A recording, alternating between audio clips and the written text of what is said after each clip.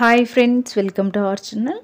Friends, ఈరోజు వీడియోలో చాలా సింపుల్ అండ్ టేస్టీగా మామిడికాయ పులిహోరని 5 నిమిషాల్లో ఎలా చేసుకోవాలో ఈ వీడియోలో అయితే మీకు షేర్ చేయబోతున్నాను. ఫ్రెండ్స్, మీరైతే వీడియోని ఎక్కడ కూడా స్కిప్ చేయకుండా చూసేయండి, అలాగే లైక్ చేయడం మర్చిపోకండి.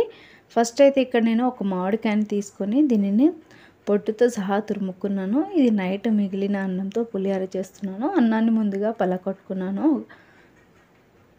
ఆ తర్వాత ఇక్కడ చూడండి, ఒక బేషన్లో ఇలా నేను మామిడికాయని ఈ విధంగా తురిమేసుకున్నాను. దీంతో ఇక్కడ ఇది చిన్నగా హోల్స్లోకి తురిమితే మనకి మొత్తం పేస్ట్లా వచ్చేస్తుందని ఇక వన్ సైడ్ నుంచి నేను మొత్తం ఇలా సన్నగా గీరుకున్నాను తురుములాగా. ఇంకా మీకు సన్నగా కావాలంటే సన్నగా కూడా చేసుకోవచ్చు. ఆ తర్వాత స్టవ్ మీద కడాయి పెట్టుకుని అందులో ఒక స్పూన్ వరకు ఆయిల్, అలాగే తాలింపులో కొంచెం జీలకర్ర, ఆవాలను కూడా వేసుకుంటున్నాను. ఆ తర్వాత కొంచెం ఒక ఎండుమిరపకాయ, కొంచెం శనగపప్పు, మినపప్పు, అలాగే కొద్దిగా ఇంగువను కూడా వేసుకుంటున్నాను తాలింపులోకి.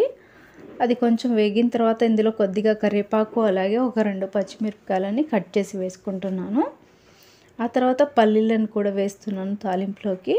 ఇక్కడ మీరు పచ్చిమిరపకాయలు వేయకముందైనా వేసుకోవచ్చు పల్లీలు అనేవి, ఆ తర్వాత కూడా వేసుకోవచ్చు, మీ ఇష్టం. ఇక్కడైతే నేను పల్లీలను కొంచెం దూరగా వేగిన తర్వాత కొద్దిగా పసుపు కూడా వేసుకుంటున్నాను. పసుపు వేసిన తర్వాత మొత్తం ఈ విధంగా కలిపేసుకుంటున్నాను.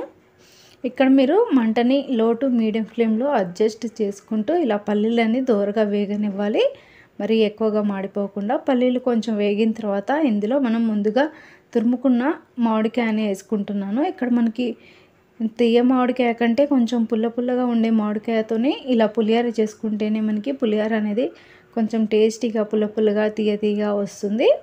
సో చూసి తీసుకొని మీరు ఇలా ఈ తురుమంతా కూడా ఒక 2 నిమిషాల పాటు మనం ఆయిల్లోనే మగ్గనివ్వాలి.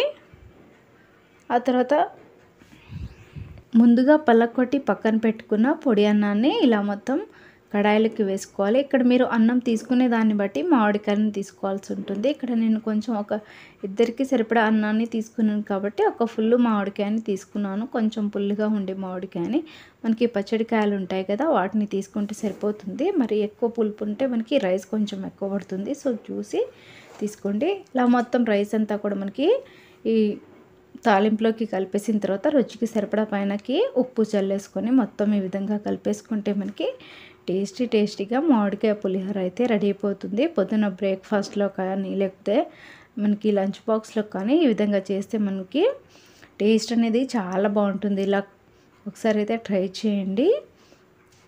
ఎప్పుడైతే పులిహోర రెడీ అయిపోయింది, కావాలంటే మీరు లాస్ట్లో కొంచెం కొత్తిమీరనైనా చల్లుకోవచ్చు. ఇక్కడ నేను ఈ విధంగా అయితే నేను పులిహోర రెడీ చేసి ప్లేట్లో అయితే పెట్టుకున్నాను. టేస్ట్ కూడా చాలా బాగుంది ఫ్రెండ్స్. మీరు కూడా తప్పకుండా ట్రై చేయండి. అలాగే వీడియోని అయితే తప్పకుండా లైక్ చేసి షేర్ చేయండి. Thank you.